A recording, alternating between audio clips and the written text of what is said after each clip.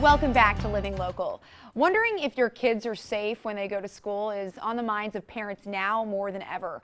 In an effort to be proactive about student safety, technology is being implemented by local school districts to provide collaboration between school administrators, peace officers, and mental health professionals through an easy-to-use, completely anonymous app called P3 Campus. Joining me in studio, we have Scott County Deputy Jamey and Detective John Leach with the Moline Police Department. Guys, thank you so much for being here. Thanks for having us. And they hooked me up with an awesome Crime Stoppers 5K t-shirt. Very soft, and we'll get to that in a little bit. But first, let's talk about the P3 Campus app. How does that work?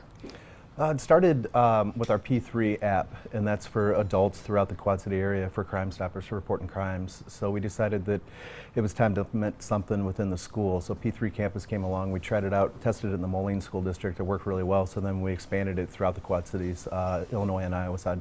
Great. Now, what kind of concerns can people report on this app? Just about anything.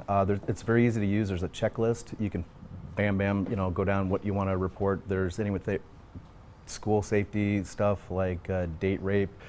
There's school violence. There's weapons. There's drugs. There's suicide. A lot of different topics you can choose. Wow. Now, how successful has the P3 Campus app been in Scott County and then in Rock Island County schools? Well, the different schools are the administrators, so it's a hands-off approach from the Crime Stoppers program. So, for instance, Pleasant Valley would go to Deputy Fa, Moline schools would go to our liaison. So, the school stuff is confidential. We can't really go into it too much, but it's taken a lot of weapons and drugs out of the schools. It's prevented suicide on the Iowa side. So, the numbers are really well. They reflect that people are using it and it's working. What an incredible resource. So why do you think it is so important to continue implementing this app in more school districts locally?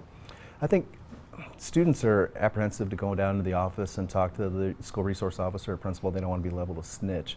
So this app enables kids to report crimes, things that they're seeing firsthand immediately. And so many kids have cell phones nowadays that they're able to, immediately pick up their phone if they see something. We're hoping that it prevents any type of school violence, in the future.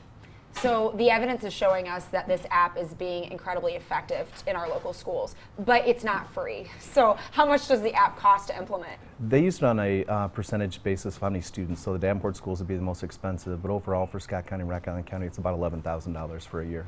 Wow, $11,000 to implement this in our schools. So definitely needing community support to make this happen, to protect our kids, keep them safer. And there's actually a very fun way that you guys are inviting our community to step up and support implementing this app in our local schools, and that is with the Crime Stoppers 5K.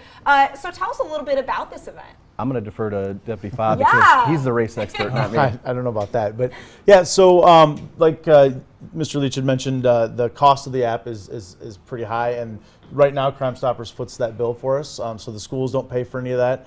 And a way to raise money we thought would be this 5K. If you've been around a while, you can remember the Crime Stoppers 5K was a thing years ago, and now we're bringing it back. So the money we raise at the race will then pay for that.